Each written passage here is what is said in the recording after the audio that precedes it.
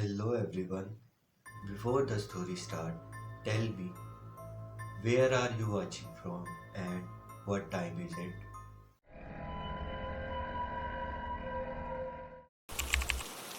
I descended the steps into the station like I had done 1,000 times before. But tonight, something was wrong. The usual sounds were missing. No distant rumble of trains. No echo of footsteps. Just silence. And the hum of the fluorescent lights, buzzing in a frequency that made my teeth ache. The platform was empty. Not the emptiness of a late night, when a few stragglers wait in silence. This was different. The benches were there. The trash cans. The digital sign flickered with the same message it always showed. Next train, 12 minutes. But the number never changed. I stood at the edge of the platform and looked down the tunnel. Darkness. No light. No sound. Nothing. I checked my phone. No signal. The time was stuck too. 11:47 p.m. The same minute that had been frozen since I walked down the stairs. I tried to remember how I got here. Did I take the bus? Did I walk? The memory was foggy, like trying to see through a window covered in frost. Then I heard them. Footsteps. Coming from the tunnel. Slow. Steady. The rhythm of someone who had been walking for a very long time. My heart pounded in my chest. I wanted to run, but my feet wouldn't move. I was rooted to the spot, watching the darkness, waiting. A figure emerged from the shadows. A woman. She walked along the tracks, her coat gray, her hair dark, her face tilted down. She didn't look up until she reached the edge of the platform. When she raised her head, I saw her eyes. Dark. Familiar. Like looking into a mirror that showed someone else. "You're late," she said. Her voice was soft, but it filled the empty station, bouncing off the tiled walls, echoing back from places I couldn't see. "You come here every day. You wait for a train that never comes. You've been waiting for years. You just don't remember." I opened my mouth to speak, but no words came. My throat was dry. My hands were shaking. She smiled. Not happy. Not sad. Just tired. The smile of someone who had been waiting even longer than me. "The trains don't run here anymore," she said. "They stopped a long time ago. This station was closed. They sealed the entrances. They tore up the tracks. But you still come. Every night, you find a way in. You stand on this platform. You watch the tunnel. You wait." I looked at the sign again. Next train, 12 minutes. It would always say that. It would never change. I looked at the benches, the tiles, the stairs behind me. Everything was worn smooth, polished by years of use. But the station was empty. How could it be worn if no one came here? "Who are you?" I finally managed to whisper. She stepped onto the platform. Her feet made no sound. She walked toward me, close enough that I could see the lines on her face, the gray in her hair. She was older than me. Or maybe I was older than her. It was hard to tell. "I'm the one who stayed," she said. "The one who couldn't leave. The one who kept coming back, night after night, waiting for something that was never going to arrive." She reached out and touched my face. Her fingers were cold. "You're the one who forgot. The one who walked away. The one who left me here." I stumbled backward. My back hit the cold tiled wall. She followed me, slow, patient, her eyes never leaving mine. "This station isn't real," she said. "Not anymore. It was closed 50 years ago. They built a new line, a new station, 3 blocks away. But you didn't go there. You came here. You kept coming here because something was waiting for you. Something you left behind. She stopped in front of me.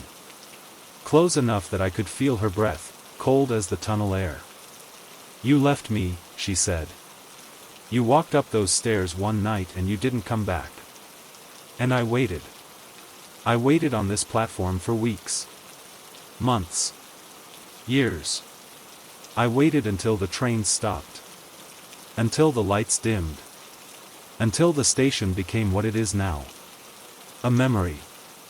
A loop. A place that only exists because someone still remembers it. I looked at her face. Really looked. The shape of her eyes. The curve of her mouth. The way she tilted her head when she was about to say something important. And I knew her. I had always known her. She was the person I used to be. The version of myself that couldn't let go. The part of me that stayed behind when I walked away from something I should have held on to. You're me, I said. She nodded. I'm what you left behind. The grief. The guilt. The night you couldn't forget. I've been standing on this platform, waiting for you to come back. Waiting for you to remember. I slid down the wall, my legs giving out. I sat on the cold concrete, staring at the woman who was me and not me. The sign flickered overhead. Next train, 12 minutes. It would always be 12 minutes. Because the train was never coming. It was never going to come. How do I fix this? I asked. How do I stop? She knelt in front of me. Her hand found mine. Cold fingers wrapped around my palm. You walk out, she said. You climb the stairs. You go back to your life. And you don't come back. Not tomorrow. Not next week. Not ever. You let me go. You let this station go. You let the waiting end. But what about you? I asked. What happens to you? She smiled. A real smile this time. Sad, but warm. I stop waiting. I close my eyes. I let the darkness take me. And I become what I was always meant to be. A memory. A lesson. A door that closes so a new one can open. I held her hand tighter. I didn't want to let go. I had been holding on to this for so long. This guilt. This grief. This night that wouldn't end. Letting go felt like dying. But staying felt worse. I'm scared, I admitted. I know, she said. You've always been scared. That's why you left. That's why I stayed. But you don't have to be scared anymore. The waiting is over. The train isn't coming. It was never coming. She stood up. She pulled me to my feet. She led me to the stairs I had come down so many times, the stairs I had climbed up once and never returned. She stopped at the bottom step and let go of my hand. Go, she said. Don't look back. I took a step. Then another. I climbed the stairs slowly, my legs heavy, my chest tight. I could feel her watching me. I could feel the station behind me, the platform, the tracks, the tunnel where I had waited so long. I reached the top of the stairs. The exit was there. Light. Street. Life. I almost looked back. My head started to turn. But I stopped myself. I closed my eyes. I took a breath. And I walked out. The street was there. Cars passed. People walked. The city was alive, the way cities are alive at night, full of noise and light and movement. I stood on the sidewalk and breathed the cold air. I didn't look back. I didn't go back. The station is still there. Somewhere. Underground. Hidden. The platform. The benches. The sign. Next train, 12 minutes. It will always say that. It will always be waiting for someone who forgot. But I will not be that someone. Not anymore. I walk a different route now. A different station. A train that actually comes. I sit on the bench and I wait, but I know the train will arrive. It always arrives. And when it does, I get on. I go home. I live my life. I don't forget. But I don't wait anymore. Sometimes, late at night, I think about her. The woman on the platform. The part of me I left behind. I wonder if she's still there. If she's still waiting. If she ever closed her eyes and let the darkness take her. I hope she did. I hope she stopped waiting. I hope she became what she was meant to be. A memory. A lesson. A door that closed so I could finally walk through. I descended the steps. I stood on the platform. I waited for a train that never came. And then I stopped waiting. I climbed the stairs. I walked out. I let go. The station is empty now. Truly empty. No echoes. No footsteps. No woman waiting in the tunnel. Just silence. And the hum of the lights. And the sign that will always say the same thing. Next train, 12 minutes. But no one is waiting anymore. Not me. Not her. Not anyone. The waiting is over. The station was closed. That was what everyone said. Closed for 20 years. The tracks were torn up, the entrances sealed. But I found the door on a Tuesday night. A door I had walked past 100 times without noticing. That night, it was open. I don't know why I went down. Something pulled me. Something I had been feeling for weeks. A feeling that I had forgotten something important. The stairs were dark. The walls were damp. The air smelled like rust and dust. My phone light cut through the darkness, casting long shadows on the cracked tiles. The platform was bigger than I expected. Benches overturned. Signs faded. And where the tracks used to be, there was only bare concrete. No train would ever come here again. But someone was waiting. She stood at the edge of the platform, her back to me. A long coat, dark hair. Perfectly still. The way someone stands when they have been waiting for a very long time. I should have left. Every part of me knew I should leave. But I walked toward her. My footsteps echoed. She didn't turn. The last train was at 11:47, she said. Her voice was soft. Distant. It was late. It was always late. But that night, it never came. I waited. I always waited. But it never came. She turned. Her face was pale. Her eyes were dark. She looked young, but her eyes were old. Older than the station. They closed the station the next week, she said. Tore up the tracks. Sealed the doors. They forgot about me. But I couldn't leave. I made a promise. I told him I would come home. I told him I would be on that train. Who? I asked. David. He was waiting for me. At the other station. He was going to tell me something important. I never found out what. The train never came. I called him. From the payphone.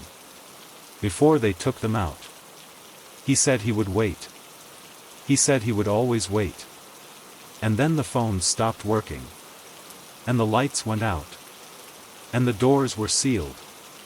I've been here ever since. She sat down on the edge of the platform. I sat next to her. The concrete was cold. The darkness pressed in from all sides. You can leave, she said. You can go back up those stairs. Forget you ever came here. Most people do. Most people forget. I looked at the stairs. The exit. The world above. I could leave. I should leave. Why are you still here? I asked. Because I don't know how to stop waiting. I've been waiting so long. I've forgotten what it feels like to do anything else. I thought about David. Waiting at another station. For a train that never came. For someone who never came home. Was he still waiting? Or had he moved on? He wouldn't want this, I said. David. He wouldn't want you to stand here for the rest of your life. He would want you to go home. She shook her head. I don't know how. I forgot what home looks like. I forgot how to leave. I stood up. I held out my hand. Come with me. We'll go up the stairs. We'll find your home. Or we'll find something else. But we won't stay here. We won't keep waiting. She looked at my hand. Her fingers twitched. She was afraid. I could see it in her eyes. Not of me. Of leaving. Of stopping. Of what came after the waiting. I made a promise, she whispered. Promises expire, I said. After 20 years, they expire. She closed her eyes. Her hands trembled. I waited. I didn't rush her. I had learned, in that dark station, that waiting was not always a trap. Sometimes it was just giving someone the time they needed to let go. She opened her eyes. She took my hand. Her fingers were cold. So cold. I pulled her to her feet. She was lighter than I expected. As if she was made of something that was barely there. We walked across the platform.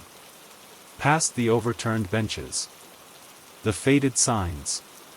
She didn't look back. Neither did I. We climbed the stairs. Her hand in mine. The door was still open. A sliver of streetlight cut through the dark. She stopped at the threshold. The light fell on her face. She was young. So young. The face of someone who had stopped aging the night the train never came. She looked at the street. The cars. The people. The world that had moved on without her. It's different, she said. Things change, I said. But that doesn't mean you can't find your way home. She stepped through. The light wrapped around her. Warm. Golden. She turned back to look at me. For a moment, she wasn't a ghost. She was just a person. A person who had finally stopped waiting. Thank you, she said. For not forgetting. For coming down. For staying. And then she was gone. Not vanished. Just walked. Down the street. Into the city. Into the life she had been waiting 20 years to live. I closed the door. I walked home. I didn't go back. I didn't need to. The waiting was over. For her. And maybe for me too. Sometimes I think about her. About the platform where she stood for 20 years. About the promise that kept her trapped. About the courage it took to finally let go. And I think about the things I've been waiting for. The things I've been holding on to. The promises no one expects me to keep. The station is still there. Under the city. Dark and silent. No one goes down there anymore. But if you find the door, if you climb down the stairs, you might find something. Not a ghost. Just a reminder. That waiting is not living. That the train is never coming. But that doesn't mean you have to stay. She stood on the platform where a train had stopped 20 years ago. And then she walked away. The platform was empty. Finally, truly empty. The waiting was over. The station was old. That was the first thing I noticed when I moved to this neighborhood. The tiles on the walls were yellowed, cracked in places, the original white long since faded to the color of old paper. They were the small square kind, the ones they used in subway stations 100 years ago, arranged in rows that stretched from floor to ceiling. I passed them every day on my way to the train. I never really looked at them. Until one morning, I did. I was late for work, rushing down the stairs, my mind already on the meeting I was about to miss. I glanced at the wall as I reached the bottom, and something stopped me. The tiles. They were arranged in a pattern I recognized. Not just recognized. Knew. The way you know your own name, the way you know the shape of your childhood bedroom in the dark. It was the spiral. The one from my dreams. When I was a child, I had the same dream every night. I was walking through a tunnel, the walls covered in white tiles, and the tiles would begin to move, to shift, to form a spiral that pulled me forward, deeper, into a place I could never remember when I woke. I had not thought about that dream in years. But here it was. On the wall of a subway station I had walked through 100 times without seeing. I stood there for a long time, staring at the spiral. It was made of tiles that were slightly darker than the others, a subtle shift in color that you would miss if you weren't looking. But once you saw it, you couldn't unsee it. The spiral turned clockwise, the tiles curving inward, toward a center that was hidden behind a column. I wanted to follow it. I wanted to see where it led. But the train was coming, and I was late, and I told myself I would come back. I always told myself I would come back. That night, I dreamed of the tiles again. I was walking through the tunnel, the white walls on either side, the spiral forming ahead of me, pulling me forward. I walked for what felt like hours. The tunnel never ended. The spiral never stopped. I woke with my heart pounding, my hands pressed flat against the mattress as if I were trying to hold on to something. I started looking at the tiles differently after that. Not just the ones in the station, but all the tiles. The ones in my bathroom. The ones in the lobby of my office building. The ones in the coffee shop on the corner. They were everywhere, and they were all forming patterns. Patterns I had seen before. Patterns I had dreamed. A checkerboard that shifted into a maze. A grid that opened into a flower. A series of diamonds that became eyes, watching me from the wall. I saw them everywhere. No one else seemed to notice. People walked past them every day, their eyes sliding over the tiles without seeing, the way my eyes had slid over them for years. But now I saw. And once I saw, I couldn't stop seeing. I went back to the station at night. When the trains had stopped running and the platforms were empty. I stood in front of the spiral and traced it with my finger, following the curve of the darker tiles, feeling the cool ceramic under my skin. The spiral led to the column, and behind the column, the tiles changed. They were not yellowed. They were not cracked. They were white. Bright white. The white of my childhood dreams, the white of the tunnel I had walked through every night for years. The pattern continued behind the column, curving inward, the spiral tightening, leading to a door I had never seen before. A door made of tiles. A door that should not exist. I pressed my hand against it. The tiles were warm. Warmer than they should have been. I pushed. The door did not move. I pushed harder. Nothing. I stood there, my palm flat against the white tiles, and I waited. The station was silent. The lights hummed. And somewhere, deep in the tunnel, I heard something. Footsteps. Coming toward me. The rhythm of someone who had been walking for a very long time. I pulled my hand away. The footsteps stopped. I looked at the door. The tiles had shifted. The pattern had changed. The spiral was gone. In its place was something else. A shape I recognized from my dreams. The shape of a hand. The shape of my hand. I did not go back to the station for a week. I took a different route to work, a different train, a different platform. I told myself I was being foolish. They were just tiles. Just patterns. Just dreams. I told myself I had imagined the door, the footsteps, the handprint. I told myself a lot of things. But the dreams did not stop. Every night, I walked through the tunnel. Every night, the spiral pulled me forward. And every night, I reached the door. The door made of tiles. The door with my handprint in the center. And every night, I woke before I could open it. I went back on a Thursday. I do not know why Thursday. The station was empty, the way it always was at night. The tiles were yellowed, cracked, ordinary. I walked to the column. I looked behind it. The white tiles were there. The door was there. The handprint was there. I pressed my palm against it. The warmth returned. The footsteps began. I did not pull away. The door opened. I do not know how to describe what was behind it.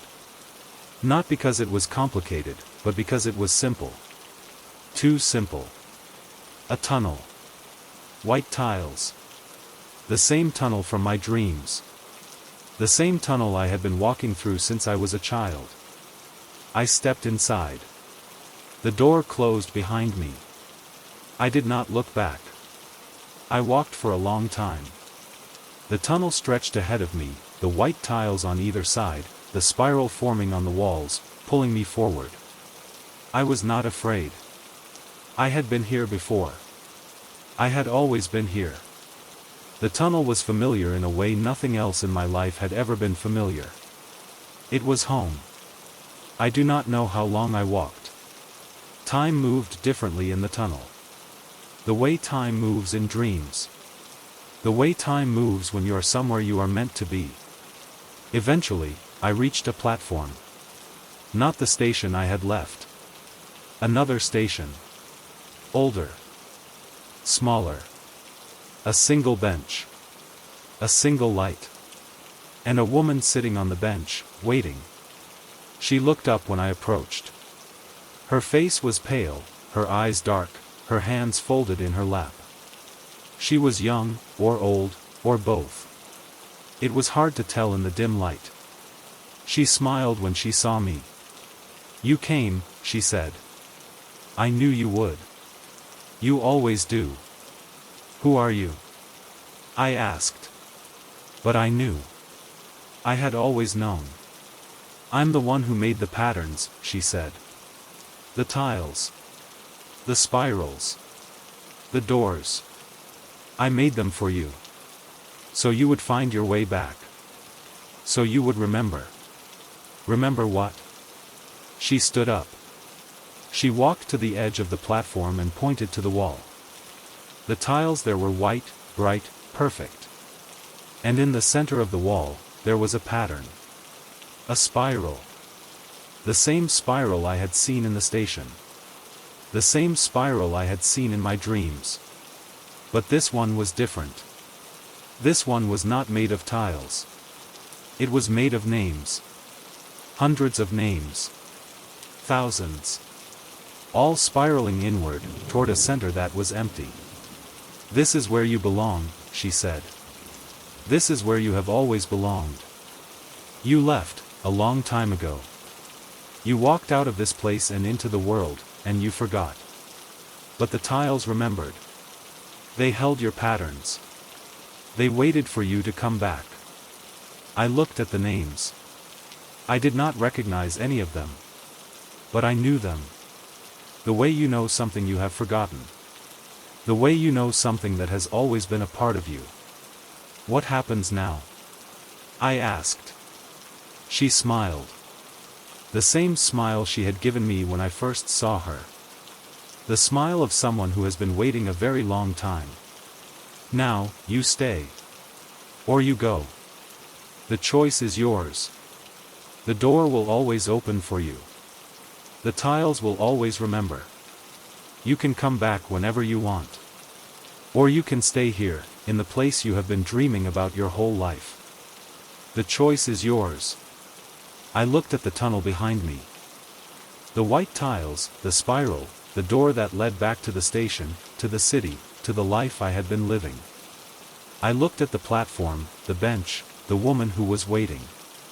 I looked at the wall of names, the spiral that pulled inward, the empty center that was waiting for me to fill it. I sat down on the bench. The woman sat beside me. We did not speak. We did not need to. The tunnel stretched ahead of us, the tiles glowing faintly, the patterns shifting, forming new spirals, new doors, new paths. I had been walking through this tunnel my whole life. I had been dreaming about it since I was a child. And now, I was here. I was home. I do not know how long I sat on that bench.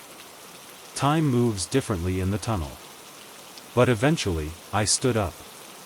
I walked to the wall of names. I placed my hand on the empty center.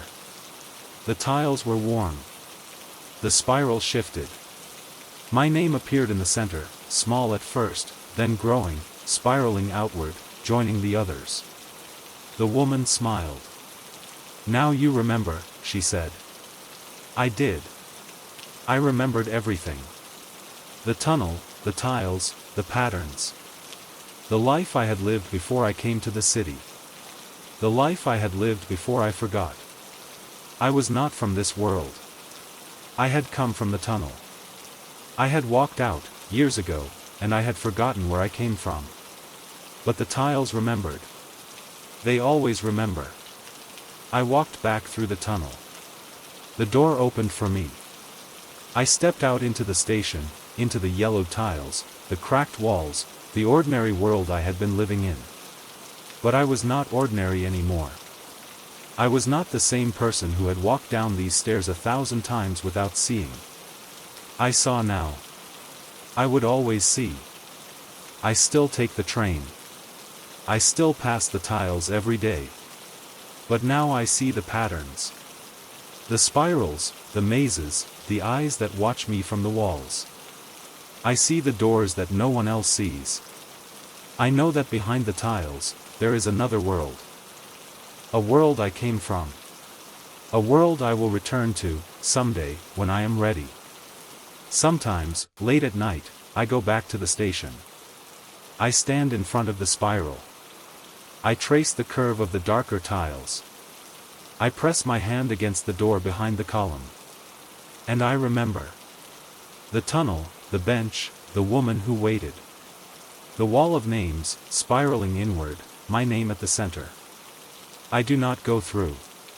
Not yet. I am not ready to stay. But I am ready to remember. And that is enough. The tiles are patient. They have been waiting for me my whole life. They can wait a little longer. The tiles on the wall formed patterns I had seen in my childhood dreams. And now, I know why. They were waiting for me to come home. And someday, I will. The door is always open. The spiral always leads inward. And somewhere, in a tunnel made of white tiles, a woman is sitting on a bench, waiting. She has all the time in the world. The tiles remember. And so do I. The sound came at night. Always at night. I would be lying in bed, in that space between waking and sleep, and I would hear it.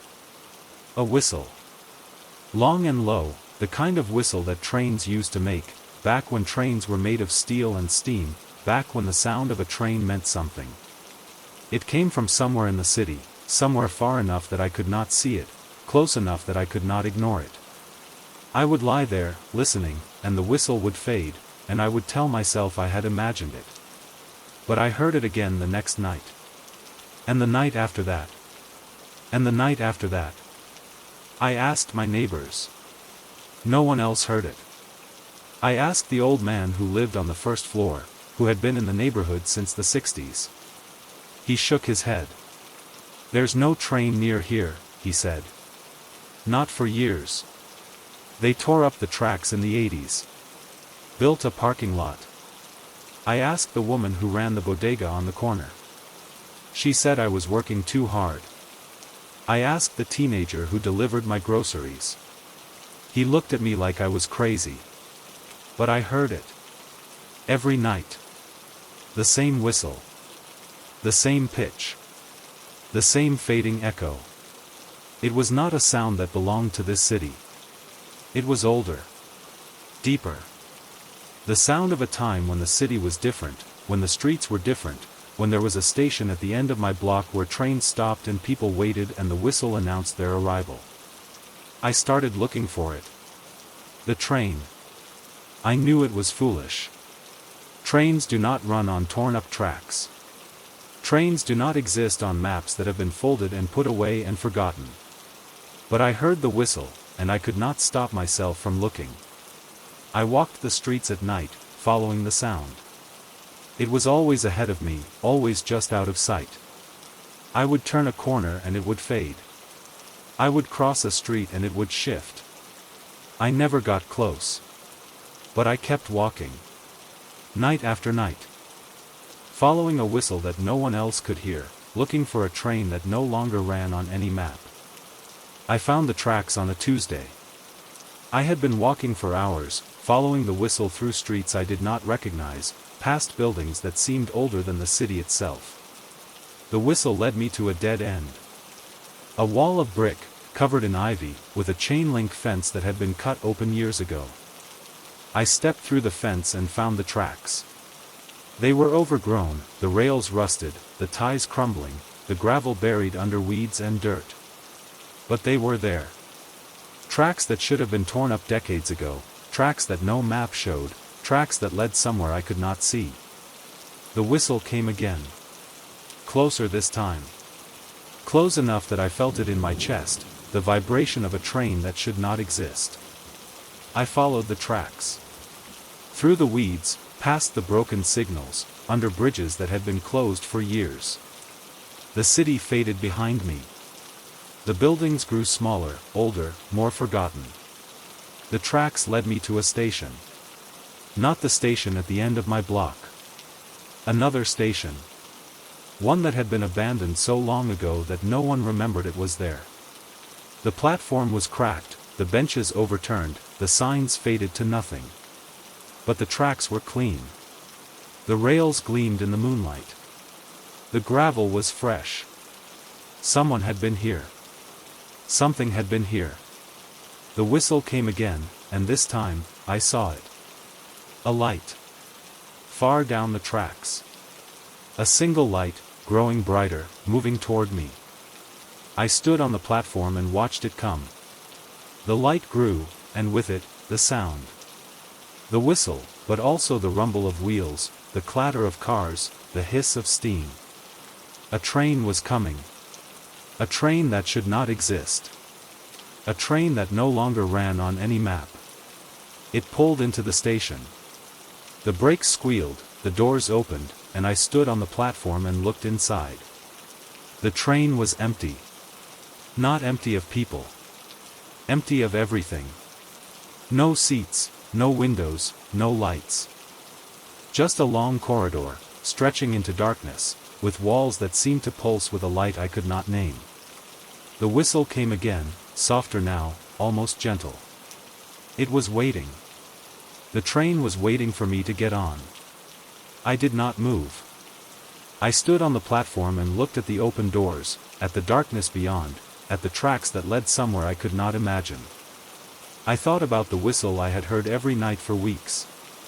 I thought about the streets I had walked, the tracks I had followed, the station I had found.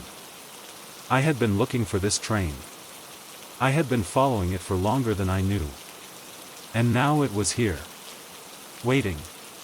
Are you getting on? The voice came from behind me. I turned.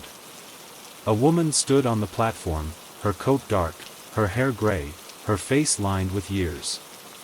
She was old, older than the station, older than the tracks. She looked at the train with eyes that had seen it before. I've been waiting for this train my whole life, she said. It comes every night. I've seen it 100 times. 1,000. I've stood on this platform and watched it arrive, and I've never gotten on. She looked at me. You're the first person who's ever found it. The first person who's ever followed the whistle all the way here. Why don't you get on? I asked. She smiled. It was a sad smile, the smile of someone who had been standing on a platform for a very long time. Because I don't know where it goes. It doesn't go anywhere on any map. It doesn't go anywhere I know. It goes somewhere else. Somewhere I'm not ready to go. The whistle came again. Impatient now. The train was waiting, but it would not wait forever. I looked at the open doors, the darkness beyond, the tracks that led to somewhere I could not imagine. I thought about the whistle I had heard every night, the sound that had pulled me out of bed, out of my life, out of everything I knew. I had been following it for so long. And now it was here. I've been waiting too, I said. I didn't know it. But I have. My whole life. I've been waiting for something. Something I couldn't name. Something I couldn't find. And then I heard the whistle. And I knew. I knew what I was waiting for. I stepped toward the train.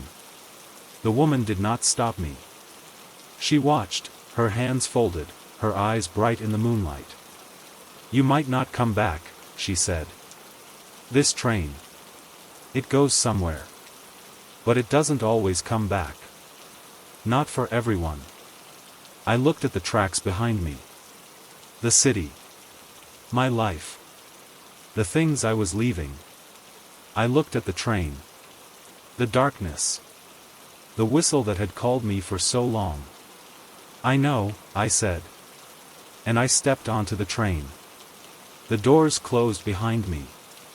The whistle sounded, long and low, the same whistle I had heard every night for weeks. The train began to move. I did not look back. I walked down the corridor, into the darkness, toward the light that pulsed at the end. I did not know where I was going. I did not know if I would come back. But I had been waiting my whole life for this. And I was ready. The train moved through the darkness.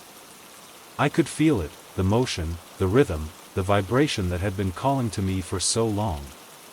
I walked the corridor, past walls that were not walls, through spaces that were not spaces. The light at the end grew brighter, and with it, the sound. Not the whistle. Something else. Voices. Hundreds of voices. Thousands. All speaking at once, a murmur that rose and fell like the tide. I reached the end of the corridor. There was a door. Old, wooden, the kind of door that belonged on a train that no longer ran on any map. I opened it. The light spilled out, and I stepped through. I do not know how long I was on that train. Time moves differently when you're somewhere that does not exist. But eventually, I found myself back on the platform. The train was gone. The tracks were rusted, the gravel overgrown, the station silent. The woman was gone too. I was alone. I walked back through the city. The streets were the same. The buildings were the same. But I was different. I had been somewhere. I had seen something. I had heard the whistle of a train that no longer ran on any map, and I had gotten on. I did not know what I had found. I did not know if I would ever find it again. But I knew that the whistle was real. The train was real. And somewhere, in the darkness beyond the city, it was still running. I still hear the whistle. Some nights, when the city is quiet and the streets are empty, I hear it. Long and low. The sound of a train that no longer runs on any map. I do not follow it anymore. I do not need to. I have been on that train. I have seen where it goes. And I know that someday, I will get on again. The whistle will come, and I will follow it, and I will step onto the platform, and the train will be waiting. And I will not hesitate. I will step through the doors, into the darkness, into the light, into the place I have been waiting for my whole life. The whistle fades. The night is silent. But I know it will come back. It always comes back. The train that no longer runs on any map is still running. And somewhere, in the darkness, it is waiting for me. The park was the kind of place that time had forgotten. Not deliberately, not with any malice, just the way things get forgotten when the city grows up around them and moves on. The benches were painted green once, but the paint had peeled away years ago, leaving bare wood that had weathered to a soft gray. The paths were cracked, the grass overgrown, the fountain dry. I had walked past this park 100 times without going in. It was the kind of place you looked at from the street, thought about entering, and then kept walking. But tonight, something was different. The gate was open. The path was clear. And I was tired. Tired in a way that had nothing to do with sleep. I walked into the park. The trees were old, their branches reaching toward each other across the path, forming a canopy that blocked out most of the streetlight. The darkness was soft here, gentle, the way darkness is when it has been left alone for a long time. I followed the path to the center of the park, where the fountain stood, dry and silent. And around the fountain, there were benches. 4 of them, one on each side, all facing inward. All empty except one. She was sitting on the bench facing the entrance. Not waiting, not watching. Just sitting, the way someone sits when they have been sitting for a very long time and have forgotten that standing is an option. Her hands were folded in her lap, her coat buttoned to the neck, her hair gray and thin. She looked old, older than the park, older than the trees. But her eyes were young. When she looked up at me, her eyes were young and bright and they recognized me. "You're late," she said. Her voice was soft, the voice of someone who had not spoken in a very long time. "I was starting to think you wouldn't come." I did not know her. I had never seen her before. But when she spoke, something in my chest tightened, something that had been loose for a very long time. "I don't know you," I said. But even as I said it, I knew it was not true. She smiled. It was a small smile, the smile of someone who has been waiting for a joke to land for decades. "You don't remember. That's all right. Memory is a funny thing. It hides what it doesn't want to see. But it doesn't disappear. It just waits. Like me." She pointed to the bench beside her. Not the one she was sitting on. The one across from her. The bench that faced the entrance, the bench that looked out at the path I had walked in on. "That one," she said. "That's where he waited. Every day. For years. He sat on that bench and he waited for you to come back." I looked at the bench. It was like the others. Gray wood, cracked, weathered. But there was something different about it. The wood was worn smooth in the center, worn by someone who had sat in the same spot for a very long time. The ground in front of it was bare, the grass worn away by feet that had paced, waited, paced again. "Who was he?" I asked. She looked at me, and for a moment, her eyes were not young. They were old, so old, full of a sadness that had been accumulating for decades. "He was your father," she said. "He sat on this bench every day for 30 years. He came here after work, before work, on weekends, on holidays. He sat here and he waited for you to come back. I did not have a father. Or I did, but I had not seen him since I was a child. He had left. Or I had left. Or something had happened, something I had spent my whole life not remembering, something that sat in the corner of my mind like a locked room I had never found the key to. He didn't leave," she said, as if reading my thoughts. "He never left. He came here. He sat on this bench. He waited. He thought you would come back. He thought you would remember. He thought you would find your way here, the way you found your way here tonight. And he was right. You did." I looked at the bench. The worn wood. The bare ground. I could see him, suddenly, a man I had not seen in 30 years, sitting on that bench, waiting. His hands folded, his eyes on the gate, his hope fading year by year but never quite disappearing. He had waited for me. And I had never come. When did he stop? I asked. When did he give up? She shook her head slowly. He never gave up. He sat here every day until he couldn't anymore. And then he sat here every day in his mind. He never stopped waiting. He never stopped hoping. He sat on this bench for 30 years, and then he died, and he left me to wait in his place. I stared at her. At her gray hair, her thin hands, her coat buttoned to the neck. Who are you? I asked again. She smiled. The same small smile. I'm the one who found him. At the end. He was sitting on this bench, the way he always sat, and he was too weak to get up. He had been sitting here for 3 days. He had stopped eating. He had stopped drinking. He was just waiting. Waiting for you. And when I found him, he made me promise. He made me promise to sit here until you came. So that you would know. So that you would know he never left. I sat down on the bench. The one he had waited on. The wood was cold, but I could feel something else, something that was not cold, something that had been pressed into the wood by 30 years of waiting. I closed my eyes, and I saw him. A man with my face, or a face I might have had if I had aged differently. A man who had sat on this bench every day for 30 years, waiting for a child who never came. Why didn't he find me? I asked. My voice was thick, the words hard to form. Why didn't he call? Why didn't he write? Why did he just sit here? She was quiet for a long moment. The park was silent, the trees still, the fountain dry. He didn't know how, she said finally. He didn't know how to find you. He didn't know how to reach you. He only knew how to wait.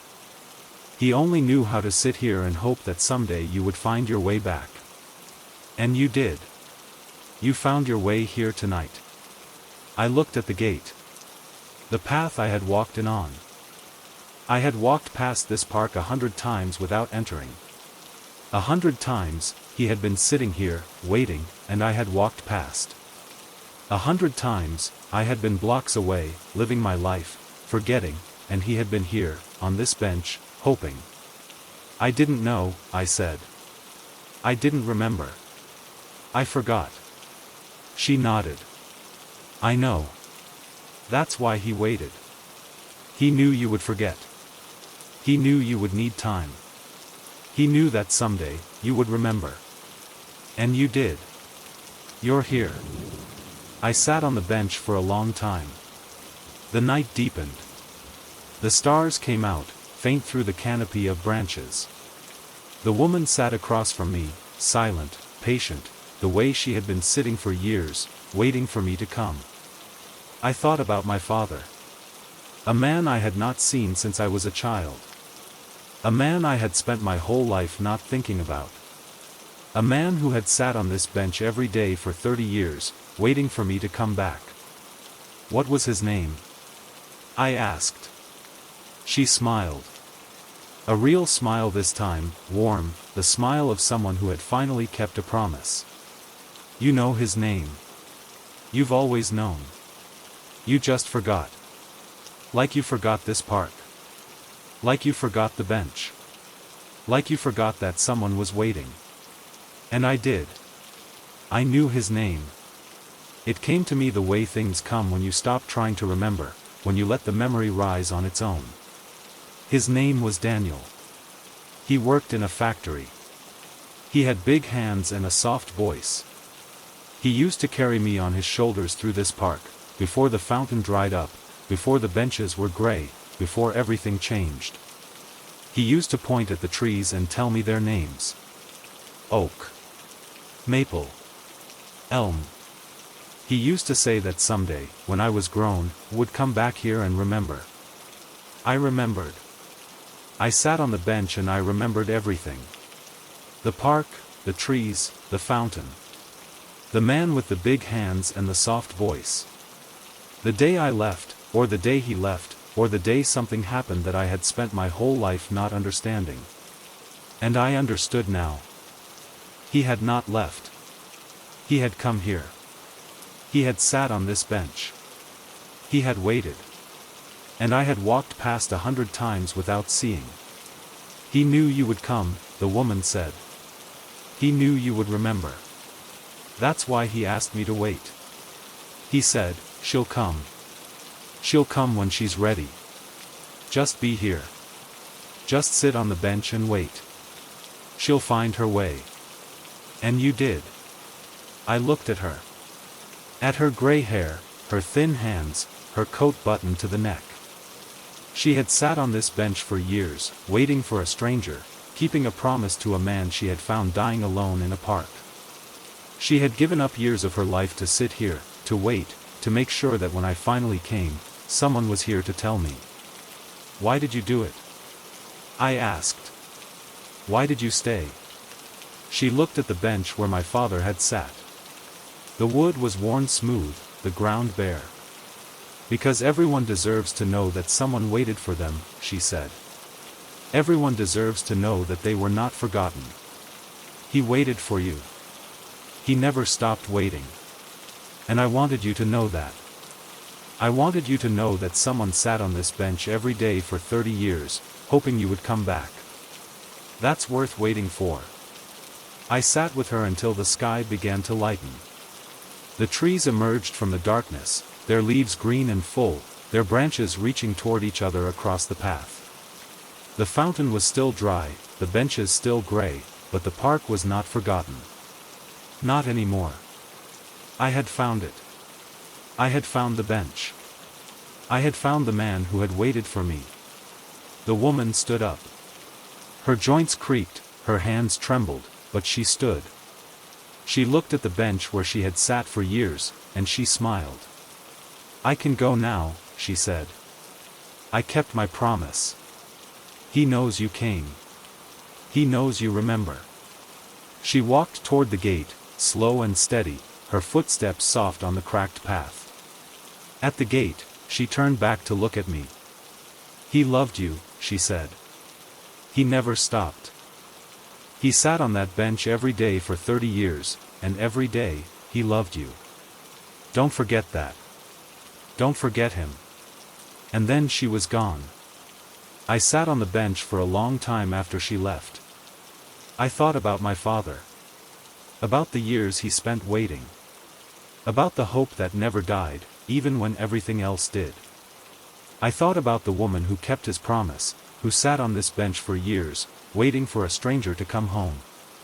I do not know if I will come back to this park. I do not know if I will sit on this bench again. But I know that someone waited for me. Someone sat on this bench every day for 30 years, hoping I would find my way back. And I did. I found the park. I found the bench. I found the man who had been waiting. And I will not forget. Not again. Not ever. She pointed to a bench where someone had waited for me and never left. And now I know. I know that I was not forgotten. I know that someone loved me enough to wait. And that is something I will carry with me, always. The bench is still there.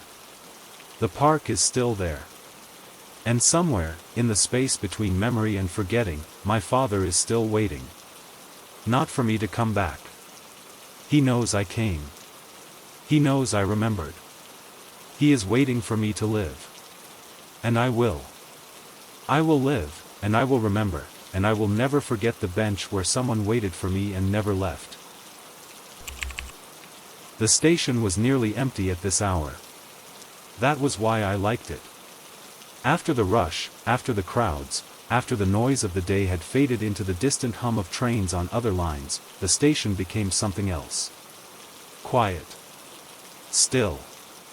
A place where I could sit on the bench near the end of the platform and watch the lights flicker and think about nothing at all. I had been doing this for weeks. Maybe months. I had lost track. The station was my place now.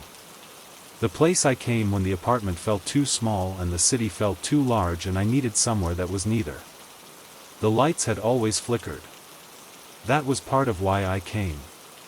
The fluorescents in this station were old, the kind that buzzed and stuttered and never quite reached full brightness.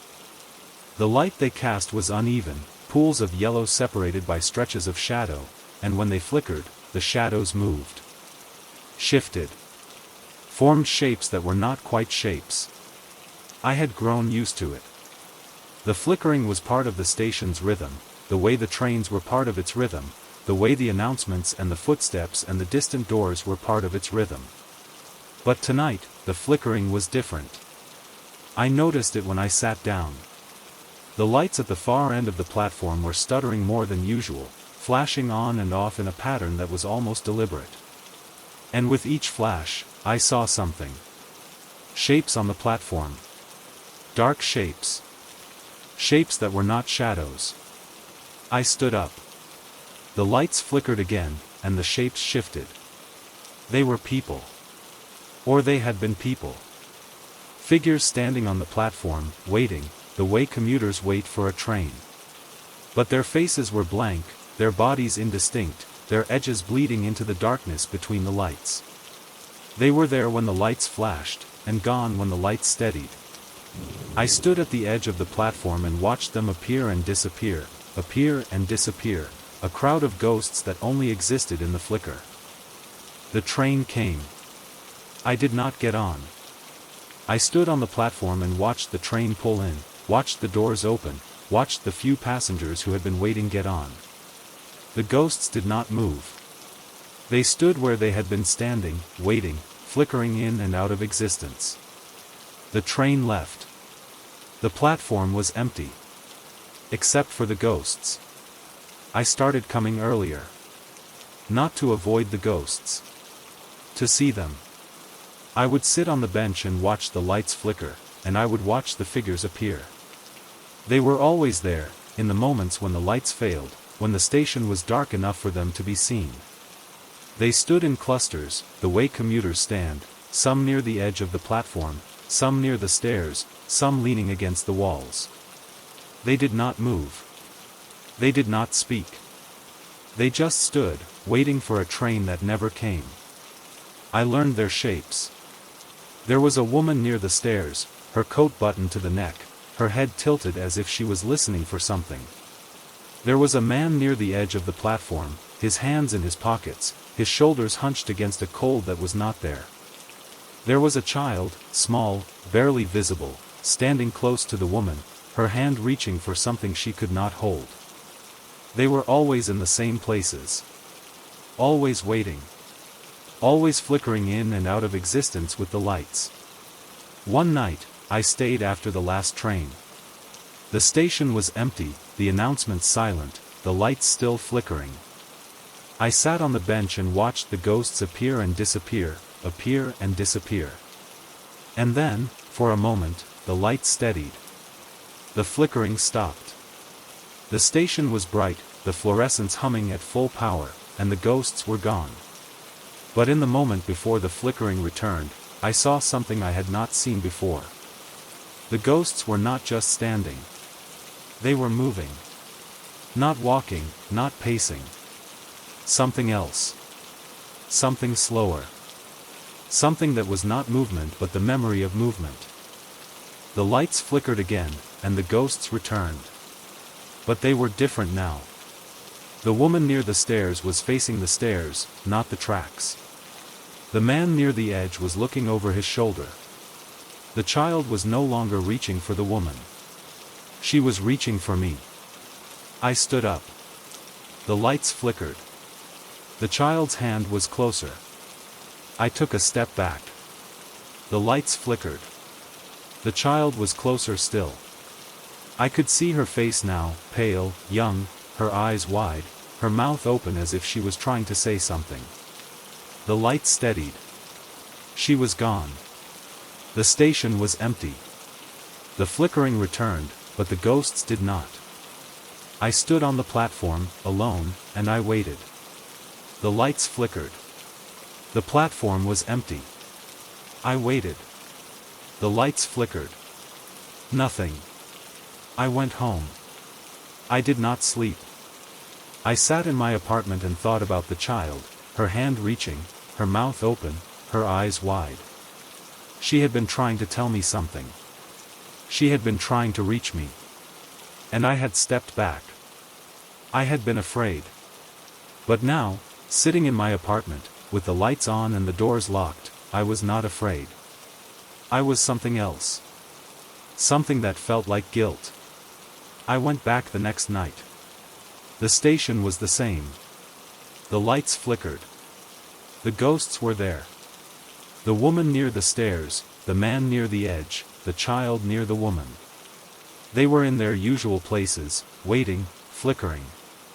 I sat on the bench and watched them. I did not move. I did not step back. I waited. The lights flickered. The child turned toward me. The lights flickered. She took a step. The lights flickered. She was closer. I stayed where I was. The lights flickered. Her hand reached for me. I did not move. Her fingers were inches from mine. The light steadied. She was gone. I sat on the bench until the first train of the morning arrived. I did not see the ghosts again that night. But I felt them. I felt them watching me from the darkness between the lights. I felt them waiting. The same way they had been waiting for years, for decades, for someone to sit on this bench and see them. I came back every night after that. I sat on the bench and I watched the lights flicker and I waited. The ghosts came and went with the flickering, the woman, the man, the child. But they were different now. They were moving. Slowly, the way things move when they have been still for a very long time. The woman near the stairs began to climb them, one step, then another, then back down. The man near the edge began to pace, 3 steps to the left, 3 steps to the right. And the child. The child began to walk toward me. She was closer every night. The first night, she was at the edge of the platform. The second, she was halfway. The third, she was at the bench. I sat still and watched her approach, her small hand reaching, her mouth open, her eyes wide. I wanted to speak. I wanted to ask her what she was trying to tell me. But the lights would flicker, and she would fade, and I would sit in the darkness and wait for her to return. On the 7th night, she reached me. The lights flickered, and she was there, standing in front of me, her hand outstretched, her mouth moving, her eyes fixed on mine. I could not hear her. The lights were buzzing, the station was silent, but I could see her lips moving, forming words I could not understand. I reached out. My hand was close to hers. The light steadied. She was gone. But her hand was still there. For a moment, just a moment, I felt it. Cold. Small. Real. I did not go back the next night. Or the night after. I stayed in my apartment, with the lights on, and I thought about the child. Her hand. Her eyes. Her mouth moving, trying to tell me something I could not hear. I was afraid. Not of her. Of what she was trying to say. Of what it would mean if I understood. But I could not stay away. The station pulled at me. The lights. The ghosts. The child who had been waiting for someone to see her for longer than I could imagine. I went back on the 10th night. The station was empty. The lights were steady. There was no flickering. I sat on the bench and waited. The lights hummed. The platform was still. No ghosts. No woman. No man. No child. I sat there for hours, waiting for the flickering to return, for the ghosts to appear, for the child to reach for me again. Nothing. I was about to leave when I saw her. Not in the flicker. In the light. She was standing at the edge of the platform, her hand reaching toward the tracks, her face turned toward me. She was not flickering. She was solid. Real. A girl, maybe 10 years old, her coat too thin for the cold, her shoes worn, her hair tangled. She was looking at me with eyes that were not ghost eyes. They were eyes that had been waiting for a very long time. "You saw me," she said. Her voice was small, the voice of a child who had not spoken in years. "You're the first one who saw me." I stood up. I walked toward her. She did not move. She stood at the edge of the platform, her hand still reaching, her eyes still fixed on mine. "I saw you," I said. "I saw all of you. The woman. The man. You. I saw you in the flickering." She nodded slowly. "We've been waiting. For someone to see us. For someone to know we were here. The lights hide us. They show us for a moment, and then they hide us again. But you saw. You stayed. You came back. Who are you?" I asked. "What are you doing here?" She looked at the tracks. The rails gleamed in the light, empty, waiting. We were waiting for the train. We were always waiting for the train. But the train stopped coming. A long time ago. And we didn't know how to leave. So we stayed. We stood on the platform and we waited. And the lights flickered, and we flickered with them. We became part of the station. Part of the flickering. Part of the waiting. She looked back at me. Her eyes were old, older than her face, older than the station. "You came every night. You sat on the bench. You watched us. You didn't run. You didn't hide. You stayed. And when you reached for me, when your hand almost touched mine, I remembered. I remembered that I was not just a flicker. I was a person. I was someone who was waiting for something. And I remembered that I could stop waiting." I looked at the platform. The woman near the stairs was there. The man near the edge was there. They were not flickering. They were standing in the light, solid, real. They were looking at me. Waiting. "What do you need?" I asked. The child smiled. It was a small smile, the smile of someone who had forgotten how to smile and was remembering. "We need someone to let us go. To tell us it's okay to stop waiting. To tell us the train isn't coming. It was never coming. Not for us." I looked at the tracks. The empty rails. The station that had held them for so long. I thought about all the nights I had sat on this bench, watching them flicker, watching them wait. I thought about the woman who climbed the stairs and came back down. The man who paced and returned to his place. The child who reached for me and faded with the light. "The train isn't coming," I said. My voice was steady. "It stopped coming a long time ago. You don't have to wait anymore. You can go. You can leave this station. You can go home." The woman near the stairs turned. She looked at the stairs, then at me. Her face was blank, but something in her posture shifted.